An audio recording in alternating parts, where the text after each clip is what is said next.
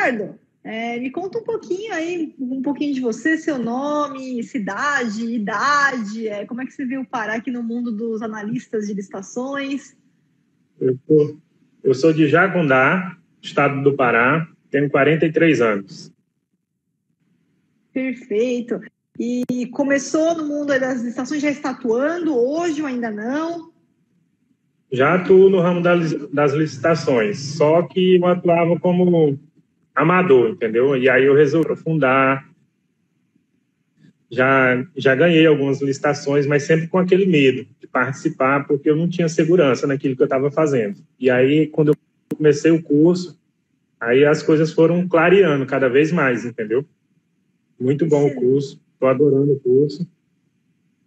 Excelente, Ricardo, que bom, que ótimo. E nesse caso, você tem empresa, você que é o empresário que vende as coisas para o governo, ou você tem clientes que você representa?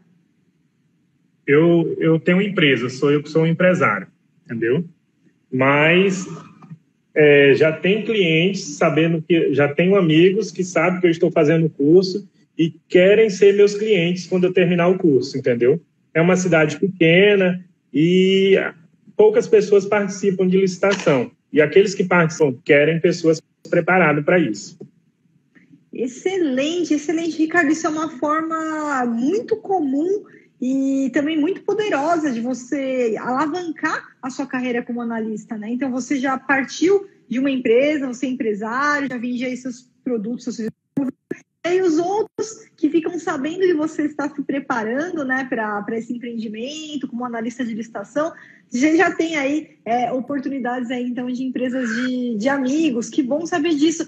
Ricardo, qual que é o seu segmento de atuação? Qual que é o segmento aí da sua empresa?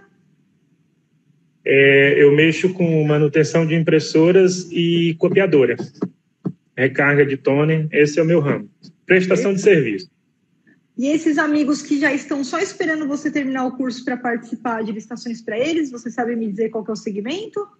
Uma é uma construtora. Ótimo. E o outro é autopeças. Então, você já tem aí 3 segmentos aí de prontidão para poder alavancar essas oportunidades e começar a participar e ganhar essas licitações. Parabéns, Ricardo. Que bom saber disso. Uhum. Excelente. E o que eu posso te ajudar, Ricardo, então, nessa mentoria, por favor? Hoje, a minha maior dúvida é pregão eletrônico. Eu já participei de acho que ganhei na sorte. No último segundo, acho que eu dei um lance e foi aceito. Foi sorte, porque eu estava ali praticamente perdido. Eu entrei e comecei a ver alguns vídeos e fui participando com a cara e a coragem. Fui lá, eram 6 itens. De 6 itens, eu levei 1. Mas não sei te dizer como foi que eu levei. Eu tenho muita dúvida no modo aberto e no modo fechado. Já pesquisei aquela questão do tempo. A dúvida é, deixa para dar o lance no último minuto ou vai dando lance? Essa questão, entendeu? Eu entrei mais pelo pregão. Ótimo, excelente, excelente. Realmente, o pregão eletrônico, nós tivemos muitas modificações agora em 2019, né? E claramente que a gente tem que se preparar. E o tempo certo de dar o lance também conta muito como a gente vai fazer isso. Então, vamos ali tentando responder aqui a sua pergunta aqui. Então, Ricardo, são 2 modos de disputa, né? Modo aberto e modo aberto-fechado.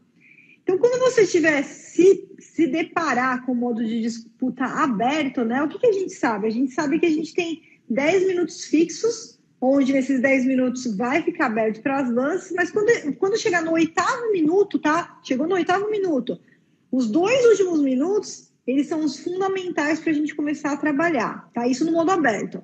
Por quê? Porque nesses 2 últimos minutos, se simplesmente ninguém der lance nesses 2 últimos minutos, o sistema já fecha, acaba a etapa de lances, né? Mas se alguém der algum lance nesses 2 últimos minutos, a gente tem lá prorroga, voltam, né, 2 minutos cheios, ele volta a ficar completo lá 2 minutos, e aí fica um reloginho decrescente ali, 2 minutos, 1,59, 1,58, 1,40, né? Enquanto tiver alguém dando lance nesses 2 últimos minutos, ele vai prorrogar por mais 2 minutos, voltam, né, os 2 minutos integrais. A partir do momento que esses 2 minutos escoarem, finalizarem, terminarem e ninguém mandar lance, aquela etapa simplesmente vai fechar e acabou a etapa de lance. Então, assim, quando que eu deixo para trabalhar na etapa de lance? Eu sempre costumo falar o seguinte no meu aluno, ó, assim que você entrar, dá um primeiro lance só para testar que está funcionando. Você pensa que não, né? Já aconteceu, fui participar com um teclado que era... É recente isso, um teclado de pilha. E acho que estava muito calor, ficou lá parado, a pilha tinha derretido. Então, às vezes, você não pode contar com, de repente, um problema na máquina que você está lá operando, né? Está dando um problema, você já corre, já troca a pilha, já se vira, troca de computador. Então, dá só um lance para ver se está funcionando, se está tudo certinho, e deixa para trabalhar quando estiver chegando no 8º minuto. Porque vamos supor que quando estiver chegando no 8º minuto, você dá um lance, e por um acaso, às vezes pode acontecer de ser uma licitação que não tem muitos participantes, que ninguém vai fornecer um lance lá nos 2 últimos minutos, e aquele sistema simplesmente vai fechar e você pegou o primeiro lugar. Então, você tem que deixar para trabalhar sempre a partir do 8º minuto, e aí ficar nesses 2 últimos minutos, ficar ali de olho, tá? Alguém deu lance, se você quiser ganhar, você já dá um lance por cima para tentar brigar por uma boa colocação, né? Esse é o modo de disputa aberto. Agora, se a gente for para o modo de disputa aberto e fechado, a gente sabe que a gente tem 15 minutos fixos. Então, novamente, nesses primeiros 15 minutos, só dá um lance só para testar se está funcionando, tá? E espera. Por quê? Quando terminar os 15 minutos fixos e a gente entrar para o aleatório, aí pode fechar a qualquer minuto. Então, quando terminou os 15 minutos, a gente vai para o aleatório, o sistema ele manda como se fosse um alerta, você vai saber que você entrou no aleatório. Lá, Ricardo, é o momento de você brigar por uma boa colocação. Porque não é que você tem que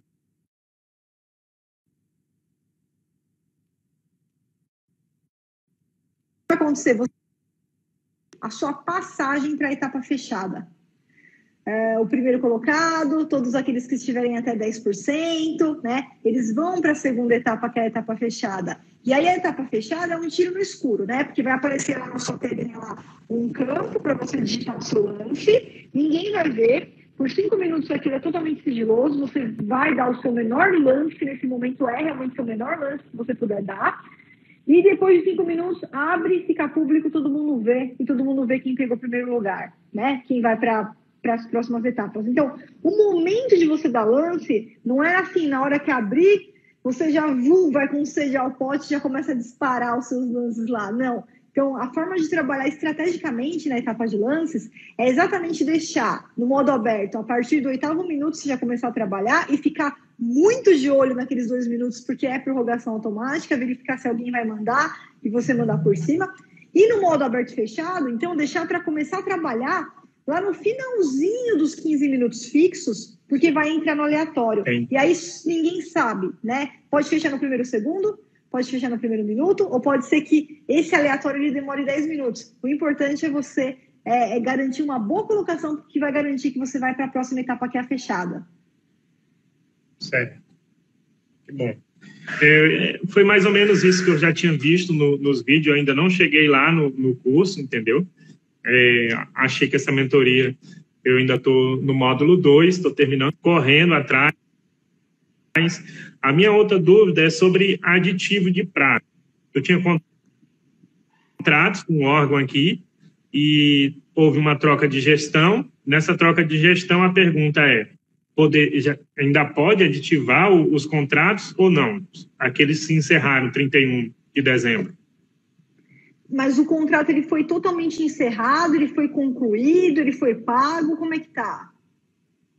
Não, ele foi pago, foi tudo certo, só que o contrato encerrava 31 de dezembro de 2020. Houve uma troca de gestão, certo? Mas ainda teria, como se diz, ainda tem saldo. A pergunta é, eles poderiam aditivar os contratos ou teriam que fazer novas licitações? Tá, então, mas deixa eu entender. Esse contrato que você está fazendo era de serviço de manutenção de impressoras, né? Os contratos não terminaram, isso, ele não finalizou, porque assim, o contrato, esse serviço que você foi contratado... Assim, os contratos é para 1 ano. Entendeu? Não tem uma quantidade. Tem a quantidade, mas o contrato é para 1 ano. mas todos os contratos, eles aqui no órgão que a gente participa, eles se encerram 31 de dezembro. Aí eles aditivam para o próximo ano, se tiver saldo. Nesse caso, tinha saldo. Mas a pergunta que eu te faço é, eles podem aditivar mesmo trocando de gestão ou aquele contrato se encerrou? Não, a questão de trocar de gestão não muda em nada, tá, Ricardo? Não é a questão da troca de gestão que não vai permitir uma conduta aí de aditamentos, de contrato, tá? A minha dúvida só era se realmente o contrato já tivesse sido totalmente extinto. Você disse que não, porque se ele já tivesse sido totalmente extinto, já tivesse sido finalizado, a gente fala o seguinte, né? Essa questão de acréscimo, de supressão, de aditivo, ela pode ser efetuada enquanto faltar alguma coisa no contrato, ainda que seja, por exemplo, o pagamento, porque se já terminou, finalizou tudo, pagou, a gente fala que não tem mais possibilidade de fazer nenhum tipo de acréscimo, nenhum tipo de aditivo aí nesse contrato, teria que fazer uma nova licitação, porque aquilo já acabou, já morreu, né? A gente fala que o tempo, o time lá para a gente poder fazer um acréscimo, uma supressão, um aditivo do contrato, é que ainda esteja faltando algo para finalizar aquele contrato, ainda que fosse um pagamento. Mas como você está falando, não foi finalizado. Então, ainda tinha um remanescente aí que não foi concluído, talvez por conta da troca de gestão, não sei se foi isso que ocasionou aí a questão de não ser finalizado no dia 31 de dezembro, né? Então, não é a troca de gestão que inibe esse tipo de situação, tá? A gente acaba entrando aí em outras questões que aí teria que verificar, no caso concreto, né, o que foi realmente que ocorreu. Por quê? Via de regra, o contrato, quando a gente fala de um contrato, ele dura de 1º de janeiro até 31 de dezembro. Essa é a regra sempre. Sim, essa também é a regra.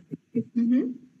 Só entram nas exceções os incisos do artigo 57 da Lei 8.666. Então, lá na Lei 8.666, a gente tem a regra, que é a cabeça, né, do artigo, que dura durante a vigência lá de 1 de janeiro a 31 de dezembro. Porém, se tiver em uma das exceções, por exemplo, o serviço continuado, se o seu serviço aí nesse órgão, porque a questão do serviço continuado não é assim, não tem uma lista de serviço continuado.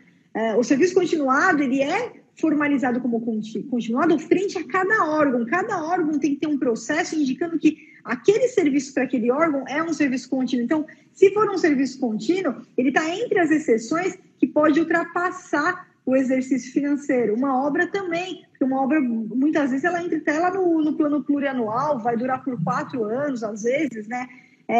Então, por exemplo, se fosse uma compra e venda, eu já falaria para você que não vejo essa possibilidade por conta do artigo 57 da Lei 8.666, do caput do artigo 57, tá? Mas se o seu serviço for englobado aí no órgão que você atua com um serviço contínuo, daí a gente pode falar em questão de ultrapassar o exercício financeiro, tá? Mas ele teria que estar englobado em um dos incisos do artigo 57, um deles, essa questão aí do serviço ser um serviço continuado. Por isso que teria que verificar lá no órgão, caso a caso, se foi incluído como um serviço continuado e que permitisse essa questão de ultrapassar o exercício financeiro, tá? Não, o que eu imagino é que é um serviço continuado, porque, digamos, a impressora ela não vai dizer a hora que vai acabar, e nem que só são 5 impressoras para arrumar, entendeu? Mas vai ser feito, realmente. Era uma dúvida, para se tivesse um aditivo, qual seria a minha posição, tá? Não, mas isso aí eu já sabia, porque o contrato realmente se extinguiu 31 de dezembro de 2020, tá? Mas ficou saldos. A outra dúvida é sobre a questão de pagamentos. Eu vi o órgão, ele tem até 90 dias, né, para pagar, certo? Isso vem no edital ou é regra geral? Não. Na verdade, ele tem 30 dias para pagar. Assim, Ricardo, regra geral, né, isso está na Lei 8.666, os pagamentos eles devem ser feitos até 30 dias após o quê? Você fez o serviço, emitiu a nota fiscal, né? Aí começam a contar os 30 dias para pagamento, né? Então, em regra, são 30 dias para pagamento. Agora, numa ocasião que existe um atraso de pagamento, é o seguinte, no 31º dia, ele já está um dia atrasado. Então, você já pode partir para a cobrança, né? A questão dos 90 dias que a gente fala que é o seguinte, se chegar um caso que passou lá 90 dias, você pode pedir para o órgão, olha, não me interessa mais, eu quero que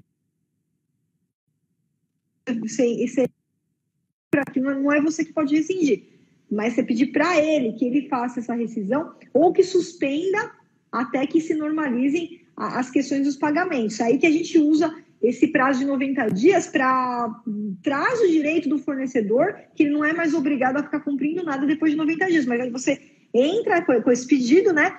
Ou para que ele rescinda, ou para que ele suspenda até a normalização dos pagamentos. Mas a partir do 31º dia, você já pode entrar com as cobranças lá do módulo 8, tá?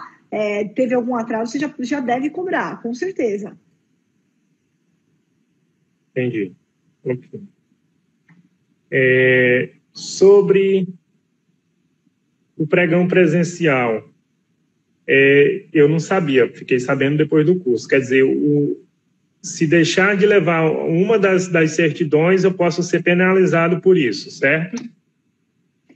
Isso, aí o que acontece? Se você for inabilitado, né? Se você for inabilitado, ele pode... sanção. Ele pode abrir um processo administrativo e aí cada órgão agora já está até... cada órgão, a gente tem acompanhado aqui os órgãos públicos, eles estão até emitindo como se fosse um caderno de dosimetria de penalidade. Então, por exemplo, se é um fornecedor que fez tudo certo, se é um fornecedor que tomou todas as cautelas, foi realmente algo que não teve dolo, não teve má fé. Então, eles trazem algumas penalidades, assim, por ordem. Por exemplo, vamos dar uma advertência, né? Vamos dar aqui um impedimento de participar de licitação por 1 mês, né? Por 2 meses. Então, tem uma ordem, né? Não é que você vai receber a pena máxima, mas se for inabilitado, você entregou uma declaração de habilitação e não tinha a documentação. Então, por isso que a gente tem que... por isso que eu falo, né? Não é lugar para aventureiro. A gente tem que ir preparado, porque não é difícil, né, a preparação, mas requer o quê? Requer um comprometimento, um cuidado no momento que a gente vai fazer toda a juntada desses documentos. Então, é muito importante a gente ter todo esse passo a passo, todo esse tutorial que você vai aprender no módulo 4, documento por documento, né, avaliar certinho, seguir os tutoriais, juntar toda a documentação, bater com o edital, né, ir fazendo lá um tique, esse documento 1 já foi, o 2 já foi, o 3 já foi. Exatamente. E assim, acabou de juntar o documento, espera 1 hora, espera 2 horas, descansa um pouco a cabeça, aí você volta e corrige. Se puder dormir e voltar no dia seguinte, melhor ainda, porque você vai chegar com a cabeça fresca, né? Não deixa para fazer quando tá cansado, nada para não comer bola. Essa sua frase aqui, licitação não é lugar para aventureiro, foi o que mais me motivou a fazer o curso, porque eu era um aventureiro e eu morria de medo de fazer as coisas erradas, que eu já tinha visto a gente estava fletando esse curso já fazia tempo, eu queria fazer ele presencial. Começou a pandemia e aí foi indo, até quando apareceu a oportunidade de fazer ele online, que está sendo ótimo, graças a Deus. A outra pergunta, Flávia, é a questão do atestado de capacidade técnica. Se um concorrente não levar o pedido no edital, às vezes eles pedem aqui de 10% a 30% no edital. Ele pode ser desclassificado por não ter o atestado, a quantidade que foi pedida no edital? Sim, ele vai ser... No caso de prestação de serviço?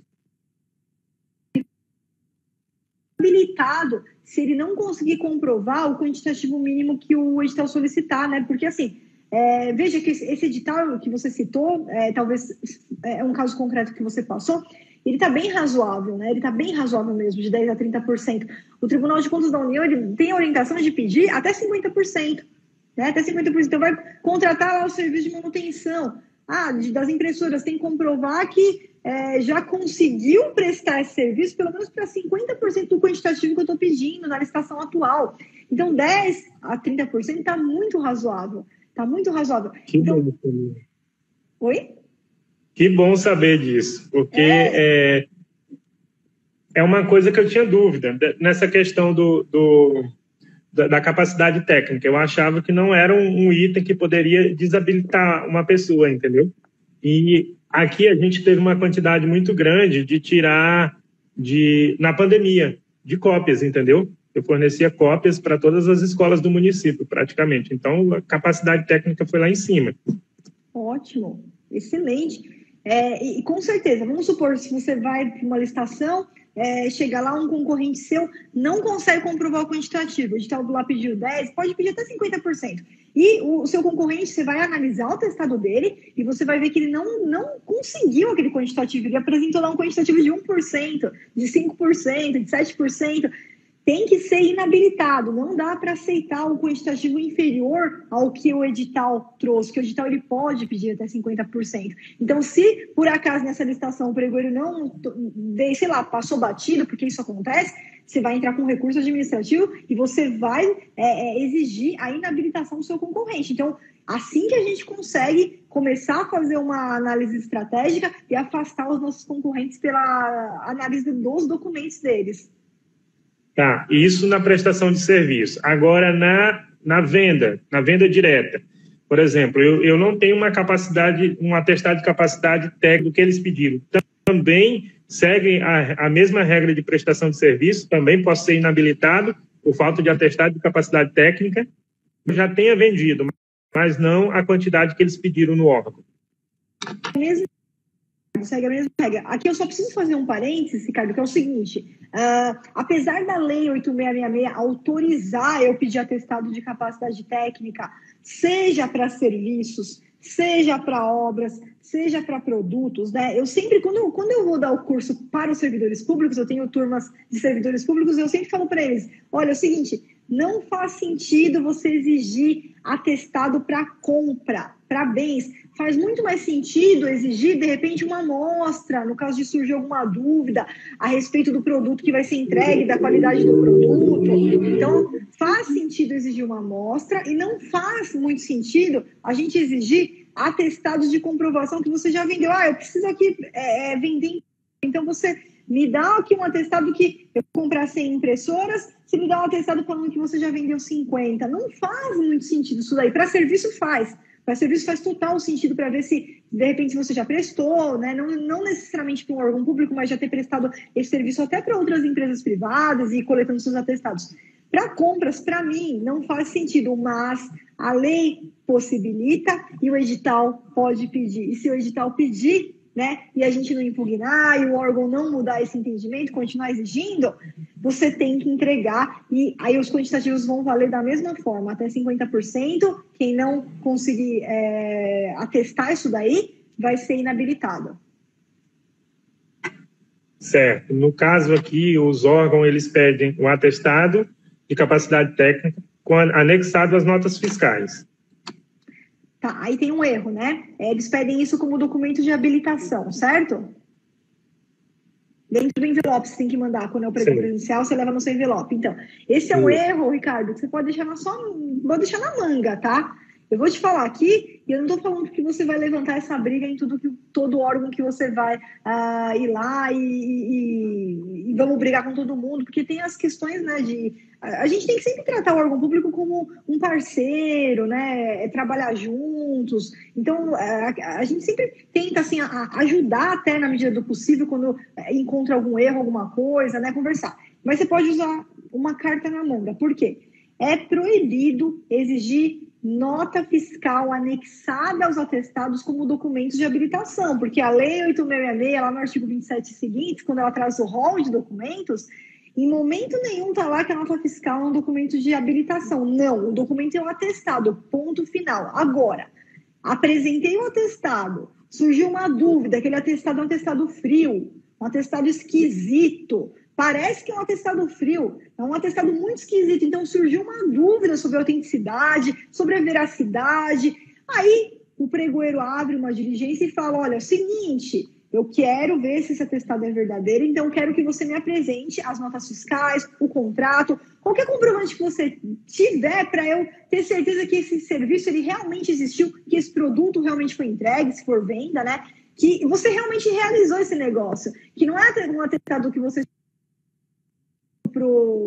tem um colega, tem uma empresa, chegou para o seu colega e falou, meu amigo, foi o seguinte, estou precisando participar de uma licitação, faz aqui esse atestado, assina aí para mim, que eu vou levar lá, tal. Aí você não vai ter a nota, porque você não emitiu a nota, você não pagou imposto sobre a nota. Então, assim, pode ser pedido nota fiscal, contrato pode, como diligência, se surgir alguma dúvida sobre a autenticidade, sobre a veracidade daquele atestado, mas jamais como documento de habilitação anexado e entregue dentro do envelope. Por isso que ele teria que suspender a sessão e te dar um prazo hábil para você vir com esses documentos e comprovar que o atestado é um atestado válido, não é um atestado frio, tá?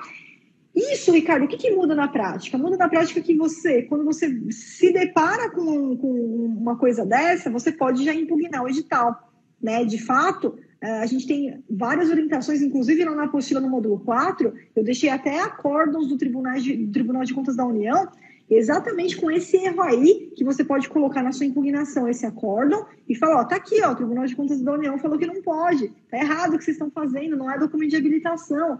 Então, você pode entrar com uma impugnação tranquilamente contra um edital desse. Mas, no caso, então, como o meu concorrente pode comprovar que ele, no atestado dele, que ele forneceu a quantidade, digamos, de serviço que eles estão pedindo? Então, aí são dois pontos. Primeiro, que o atestado ele já deveria trazer essas informações, né? Então, por exemplo, eu também presto serviço. Quando eu presto um serviço, eu sempre coloco no meu atestado a especificação, o detalhamento do que eu prestei. Então, é uma consultoria? Quantas horas que foi minha consultoria? Qual que foi o período? Se é um curso, por exemplo, eu coloco até quantos alunos tinha na sala, né? Então, eu sempre tento ser o mais detalhadamente possível que eu puder dentro do meu atestado. Agora, vamos lá. Esse atestado foi um atestado que quem fez não tinha experiência, colocou lá só uma frase, prestou um serviço de manutenção de impressora, pronto, ponto, não falou mais nada, não falou quantas impressoras, não falou tempo de contrato, não falou nada.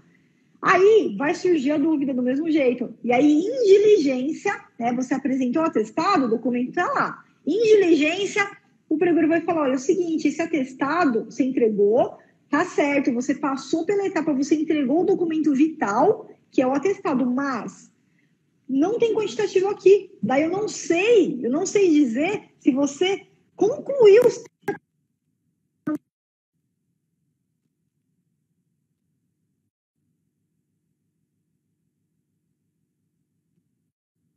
tem toda a especificação e que eu possa verificar que você cumpriu os 30%. Aí sim, Ricardo, se você não tiver, você não tem a nota, você não tem o contrato, e se o atestado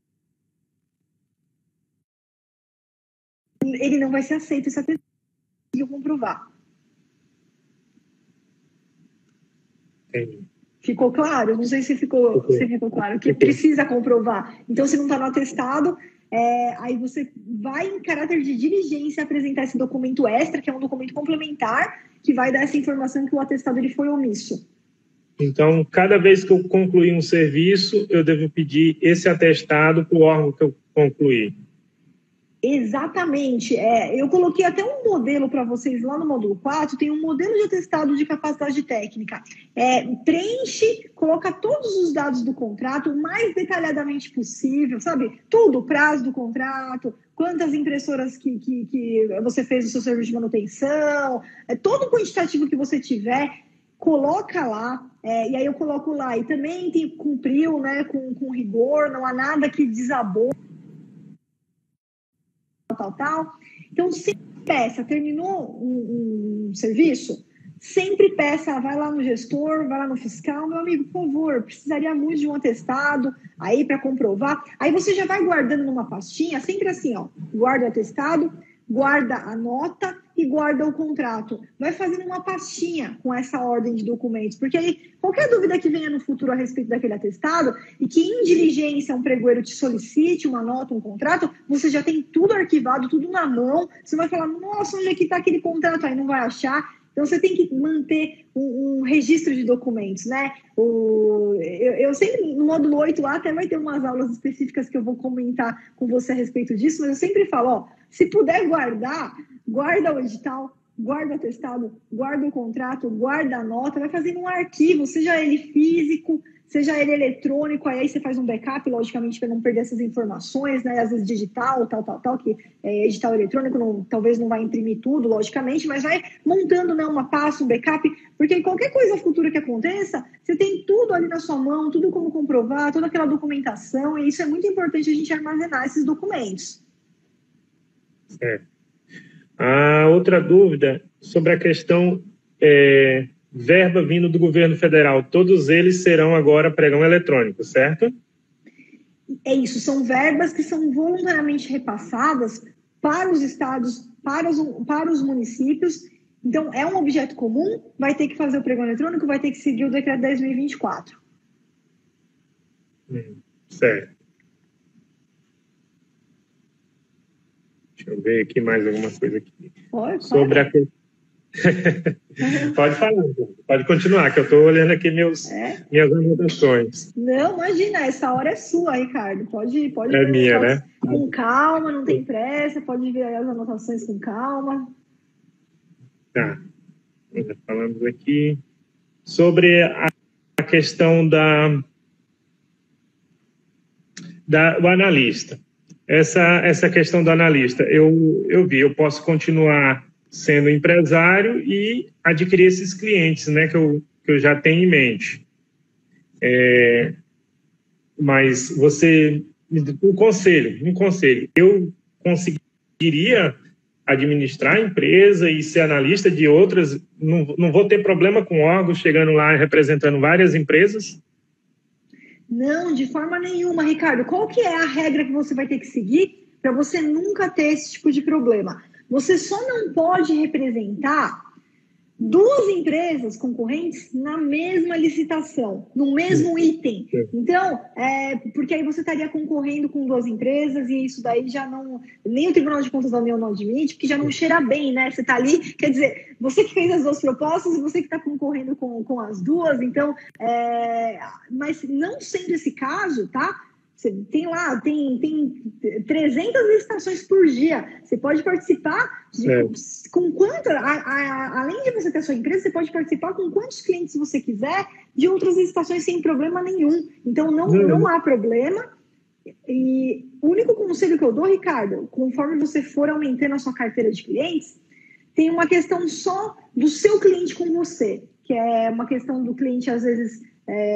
querer exigir, por exemplo, exclusividade. O que eu gosto de falar? Eu não gosto de exclusividade, tá? Eu não gosto do cliente chegar para mim e falar assim, eu quero te procurar para você participar de licitações aqui nesse segmento aqui, ó, segmento de impressoras, né? Aí você chega para mim e fala, Flávia, quero que você participe para mim. Só que eu quero que você seja exclusiva minha. Eu quero que, quando for impressora, você só vai representar minha empresa e de mais ninguém. Eu, sinceramente, não gosto dessa questão de exclusividade, porque a exclusividade tem um preço, né? A exclusividade tem um preço e é um preço alto, porque você estaria limitando aquele analista de participar com outras empresas desse mesmo ramo, só que em outras licitações que não tem nada a ver, às vezes em outro estado, em outro município, ou às vezes no mesmo município, mas órgãos totalmente diferentes. Então, vai muito da negociação que você vai fazer com o seu cliente no seguinte sentido, tenho aqui 5 clientes da área de, por exemplo, construtora. Você vai começar aí com a empresa do seu amigo que é construtora, aí de repente mais 4 vêm te procurar. O que você pode combinar? Você pode combinar assim, olha, vamos fazer o seguinte, tá? Vai abrir uma licitação aqui da prefeitura. Quem me procurar primeiro é quem eu vou participar dessa daí da prefeitura. E daí eu não vou participar com as outras 4, não. Então, você pode ir criando com seus clientes esse tipo de regra. Olha, meu amigo, é o seguinte, eu tenho mais 4 clientes, eu sou ético, né? Não vou participar das licitações na mesma licitação com mais de uma empresa de forma nenhuma, porque nem a legislação não me permite isso. E, de repente, alguns clientes começam a fazer negócio com você do tipo, Ricardo, tudo bem, eu aceito isso, mas será que esse órgão aqui, que é meu cliente preferencial, você poderia ser exclusivo meu, pelo menos aqui para esse órgão? Aí você fala, Ah, legal! Só que então, em vez de a gente negociar aí 3% do contrato, eu vou cobrar 5%, porque eu sou exclusivo seu. E aí você vai negociando com os seus clientes dessa forma, né? De acordo com a música, né? Eu tenho clientes que são da área, por exemplo, de informática, que é cliente preferencial meu desde 2011. E em um determinado momento, um concorrente dele veio atrás de mim, querendo que eu fizesse os mesmos serviços para ele. O que eu fiz? Primeiro, eu entrei em contato com o meu cliente preferencial, passei a situação para ele e ele mesmo me liberou. Ele falou, não, Flávia, está liberada, pode fazer o serviço, só tem que combinar uma coisa. Ó, eu quero que você assine aqui um termo de confidencialidade, só deixando claro que você não vai levar nada da nossa estrutura para ele. Logicamente que eu não levaria, mas eu assinei. O jurídico deles achou melhor eu assinar, assinei, entregou e fim de papo, e vida que corre, e vários clientes no mesmo segmento sem problema nenhum. Com a nova lei agora, né, volta de novo compra sem licitação 17.600, né? Acabou tudo em 31 de dezembro, né? A partir de 1º de janeiro de 2021, compra sem licitação 17.600, né? Isso, aqueles valores de 50 e 100 mil reais, eles foram elaborados por conta da pandemia, mas como a legislação ela perdeu a sua vigência, né? Então, a partir de 1º de janeiro, a gente volta para os patamares anteriores. Então, para compras 17.600, né? Para obras de serviço de engenharia 33 mil. Mas a gente está aguardando, tá, Ricardo? Porque a qualquer momento pode ser que, de repente, surja uma outra medida provisória que altere esses valores novamente, mas hoje não. Hoje a gente está com o patamar tradicional mesmo, 17.600. Flávia, e as principais mudanças nessa nova lei de licitação? Daqui uns 2 anos, mais ou menos, né, que nós vamos sofrer isso? Isso aí, como é que funciona, Ricardo? Assim que sai a nova lei, que hoje a gente tem só um projeto de lei, né? Então a gente não sabe verdadeiramente o que pode acontecer, porque ainda está lá no Senado. Depois, quando for para o presidente, ele pode vetar parcialmente, ele pode vetar totalmente. Então, assim, é um projeto de lei. Assim que ele sair, vamos supor que chega em fevereiro ou em março, e aí o presidente sanciona e sai a nova lei de licitações. Então, da data que ela sair, durante 2 anos, a gente vai ter tudo igual. A gente vai ter a aplicação da Lei 8.666, da Lei 10.520. Ninguém vai ser obrigado a adotar a nova lei de cara, de pronto. Mas quem quiser adotar, se algum órgão, alguma entidade quiser adotar de pronto, ela pode. Então, entrou em vigência lá, sei lá, dia 20 de março, saiu a nova lei, poderá tanto o órgão adotar ou o regime anterior ou adotar o novo regime. Agora, o que eu posso te falar pela prática é que os órgãos também vão precisar se capacitar. Então, dificilmente a gente vai ter os órgãos já saindo, adotando o novo regime. Eles vão ter que se capacitar, eles vão ter que se preparar, os editais vão ter que ser preparados com a nova legislação. Então, a tendência é que durante 2 anos, a tendência é que a gente continue utilizando a velha 8.666 e que os órgãos acabem deixando mais para o finalzinho para adotar a nova lei. Isso é uma tendência, né? Certo. Sobre a questão, quando que o órgão pode decidir, carta convite ou pregão presencial? É ele que decide ou tem um limite?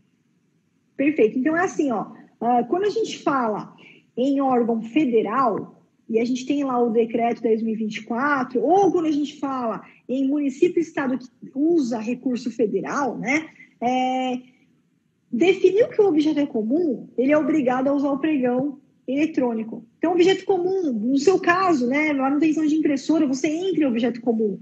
Então, no seu caso, vai ser sempre a praxe, vai ser a adoção do pregão eletrônico. Mas o que acontece, Ricardo? A gente tem que lembrar que o decreto 10.024 é um decreto federal e que os estados e os municípios que podem ter regulamentos próprios, tá?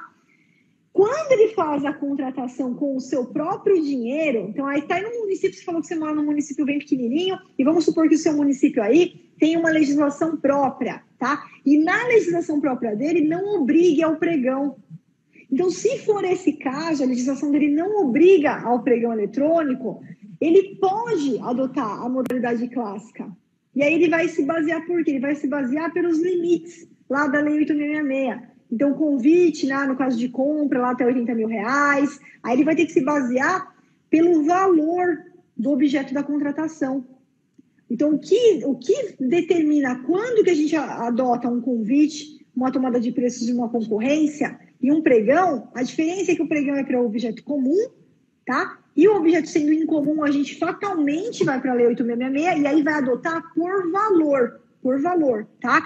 Com exceção desses pequenos municípios, dos estados que a sua legislação não obriga a adotar o pregão. Mas a gente tem que levantar também, Ricardo, uma hipótese que, olha, a gente chegou numa situação que não volta atrás. Não tem como colocar uma venda nos olhos e olhar para trás. No seguinte sentido, como quase todos os municípios, os estados, eles recebem verbas federais, eles tiveram que se virar nos 30 e adotar o pregão eletrônico. Eles tiveram que se virar. O Comprasnet lá, nessa época aí de pandemia, eles trabalharam demais, assim, uma coisa que demorava às vezes alguns dias, em 4 horas eles estavam liberando para município usar lá o Comprasnet, fazer seu pregão eletrônico. Então, foi uma explosão. E é uma explosão que agora é difícil voltar, onde os próprios tribunais de contas, né?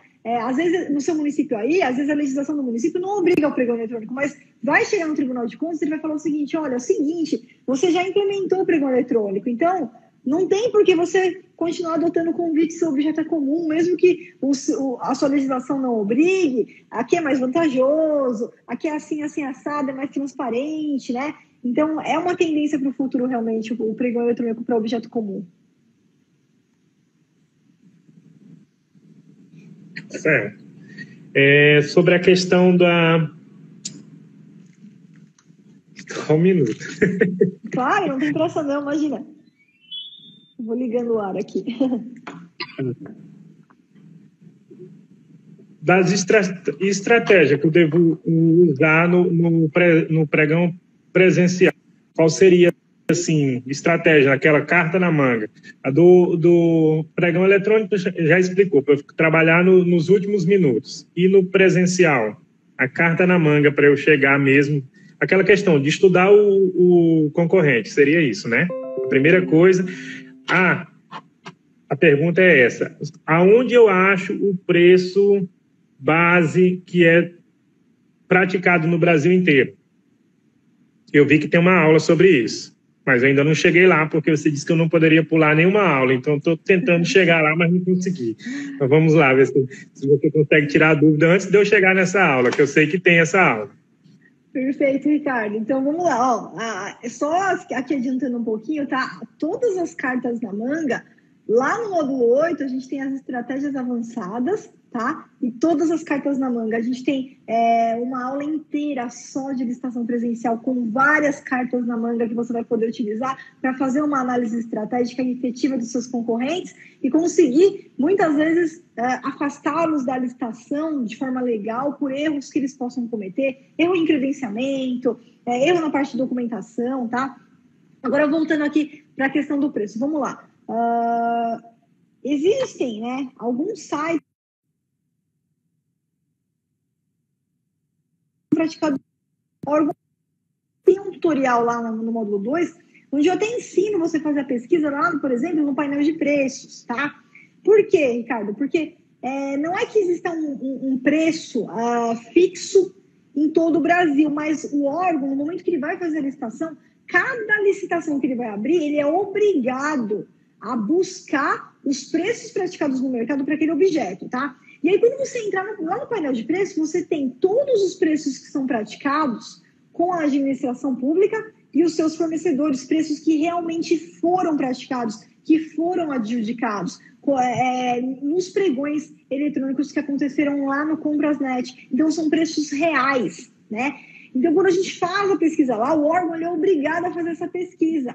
Então, ele entra lá, ele faz a pesquisa, ele também faz a pesquisa com outros órgãos públicos. Por exemplo, eu estou aqui na prefeitura, e tem a Câmara aqui. Eu vejo aqui na Câmara, você contratou recentemente aí a manutenção de impressoras? Qual foi o valor que o fornecedor aí cobrou de você? Me empresta aí o contrato. E ele vai coletando essas amostras de preços, né, dos preços praticados. Tem outras formas também de coletar. Essas são as 2 formas prioritárias. Daí ele faz uma cesta de preços, né, uma composição de preços. Pega lá pelo menos 3 preços que foram praticados. E aí ele aplica uma metodologia que pode ser a média, a mediana ou o menor preço, e ele vai utilizar isso daí como um padrão de referência dele. Então, ele vai utilizar isso como o valor estimado daquela licitação, né? E aí, o que acontece? Como é que você tem acesso a esse valor? Bom, se for um pregão presencial e o edital não traz essa informação, é só você pedir vista aos autos do processo, que nos autos do processo você vai ter acesso a essa informação. O problema, Ricardo, é quando for pregão eletrônico, porque a regra do pregão eletrônico é diferente. O pregão eletrônico, a regra diz o seguinte, lá no decreto 10.024, se o edital não trouxe o valor estimado ou o valor máximo que seja, significa que ele é sigiloso. Então, ele vai ficar em sigilo até terminar a etapa de lances. Só depois que terminar a etapa de lances que ele se torna público. Então, se por acaso tiver algum problema com aquele preço, você achou que um preço é muito baixo, é um preço que não dá para cumprir, como a gente só teve acesso depois da fase de lances, vai ser objeto de um recurso e não mais de uma impugnação, como a gente faz nas outras modalidades, que a gente entra com a impugnação antes da licitação. Eu não sei se foi essa a pergunta, veja se eu consegui te ajudar, se não for, pode fazer que eu reformulo a resposta.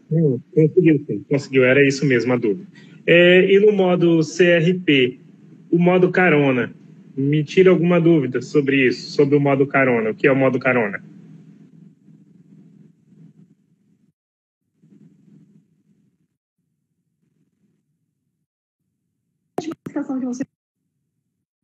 Que você participou. Só para a gente contextualizar aí o exemplo. Oi? Qual foi o último órgão que você participou, a última licitação? O contrato que você fechou, que órgão que foi? Você se lembra? Foi prefeitura. Tá, a prefeitura da sua cidade. Sim. Tá, então é o seguinte, qual que vai ser a diferença quando essa licitação for para o sistema de registro de preços? Você vai lá, vai participar da licitação aí da sua prefeitura, por exemplo, tá? E é uma licitação por SRP.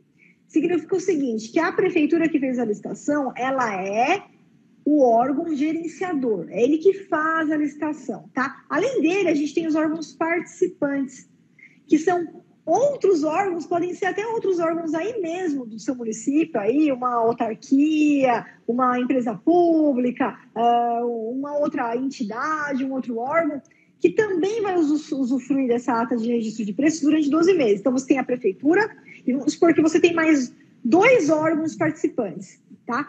Para esses 3 aqui, quando você entra na licitação, você já sabe exatamente quantas impressoras que eles colocaram lá no quantitativo máximo estimado, qual que vai ser o serviço que você vai ter que prestar, e a proposta que você apresenta, você se obriga para esses 3.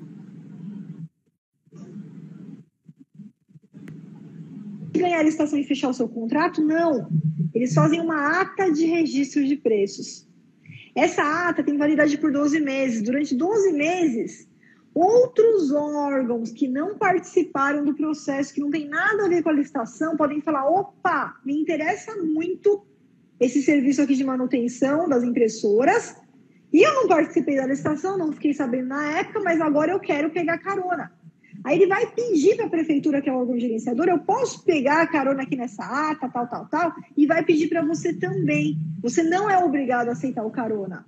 Mas se você quiser aceitar, se você puder aceitar, ou seja, você tem a possibilidade de amplificar. Você vai ter mais contratos com gente que nem tinha participado da licitação e faz esse processo de adesão e vira seu cliente também. E você vai fornecer o seu serviço aí de manutenção de acordo com o que o carona vai contratar. Então, é uma possibilidade de você fornecer para outros órgãos, não somente aqueles que estavam participando inicialmente da licitação.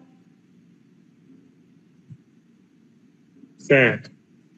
Nós temos 9 minutos ainda, certo? Isso. Tá, isso mesmo. Então vamos lá. Então, assim, aqui a maioria dos comerciantes, muitas pessoas que eu conversava antes tinham medo de licitação. Eu entrei com medo, mas fui com a cara e a coragem. Então, assim, hoje a minha empresa ela vive exclusivamente de licitação, é o meu principal cliente. Pretendo ampliar para mais 2 municípios próximos daqui da cidade, um 70 quilômetros, outro 40 quilômetros.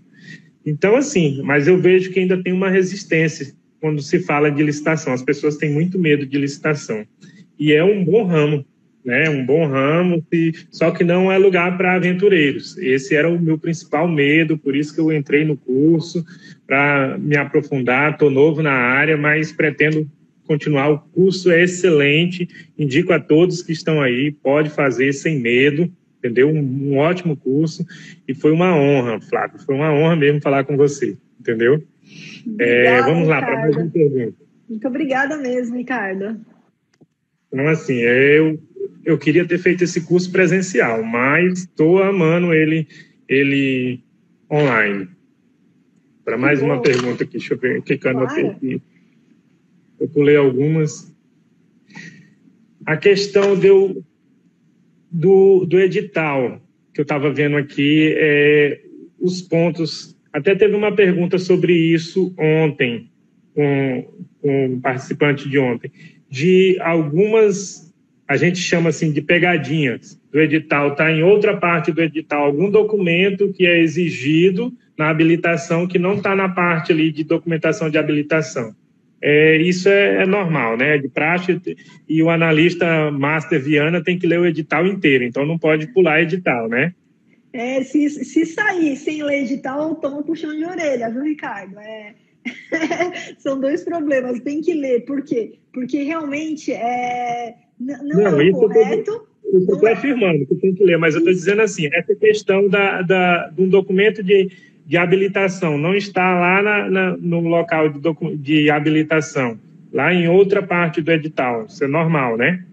Isso é normal, não é o correto, não é o que deveria ser feito, mas acontece, é comum isso daí acontecer. Por isso que a gente tem que ficar atento, porque muitas vezes vai estar lá na da habilitação, e aí de repente eles jogam lá em outro lugar que não tem nada a ver, está lá no finalzinho, lá você vê lá essa exigência. Então, claro, né, que no mundo perfeito não deveria ser assim, mas como acontece, a gente tem que se atentar aos detalhes, né? Por isso que a gente primeiro dá aquela passada de olho, né? Utiliza lá a tabela de risco do módulo 2, lá, a tabela de se decide se participa ou não, dá uma passada de olho, vê se atende o objeto, vê se tem lá a documentação, tem, aí a gente vai ponto por ponto do edital, com toda a atenção, para não ter esse problema. E já vi de tudo, já vi edital para compra que os caras usaram lá recorte, cole, e estava lá no meio da especificação entregar um saco de cimento,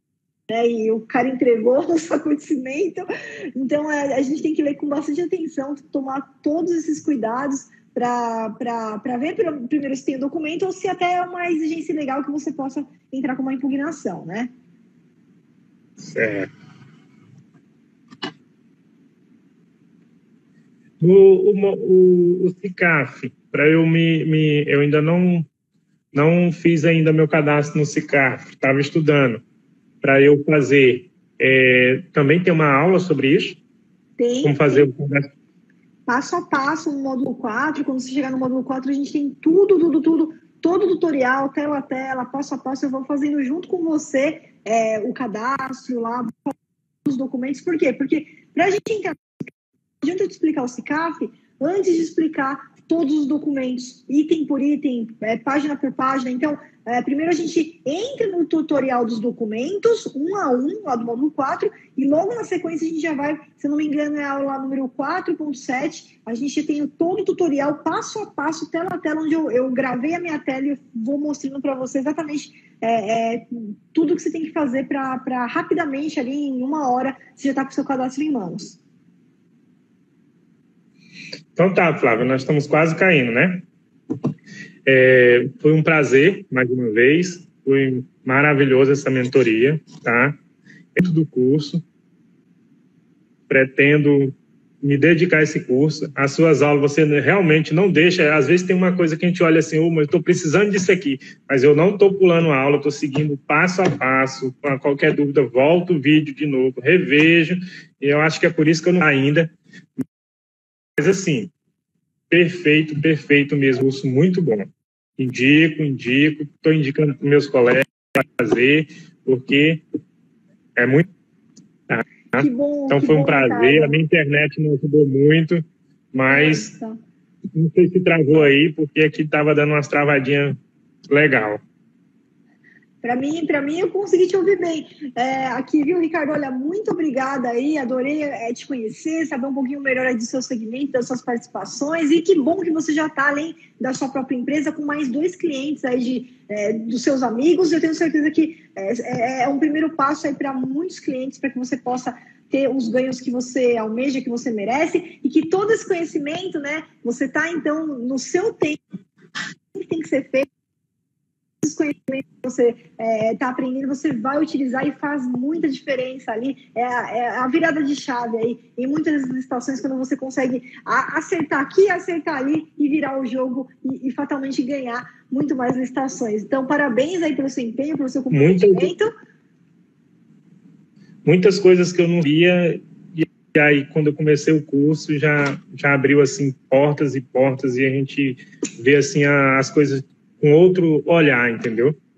Eu ia com muito medo daquela questão, mas hoje não. Hoje eu já tenho um pouco mais de segurança e ainda não terminei o curso, e sei que quando terminar, aí sim, aí a segurança vai bater mais forte para eu pegar os meus clientes. Eu disse para eles que não, que agora não, só quando eu terminar o curso. Quando eu terminar o curso, aí sim, a gente vai ver serão meus clientes, sim, esses e mais outros.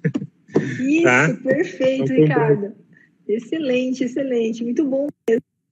Então, Ricardo, olha, muito sucesso para você, a gente continua se falando, depois eu vou querer saber dos seus resultados também, acompanhar aí cada vitória, cada conquista, quando você começar essa atuação aí nesses clientes também, tá? Tá bom. Tá, muito obrigado, boa noite a todos, fiquem com Deus, 2021 vai ser um ano de bênçãos para nós. Certamente que vai, um ano de muito sucesso, aí o ano do Analista Master. Muito obrigada, boa noite aí para o Ricardo, boa noite para todo mundo que acompanhou a nossa mentoria aí de hoje. Fiquem com Deus e até o nosso próximo encontro. Ricardo, muito obrigada, viu? Tchau, tchau. Obrigado a você, Flávia. Fica com Deus.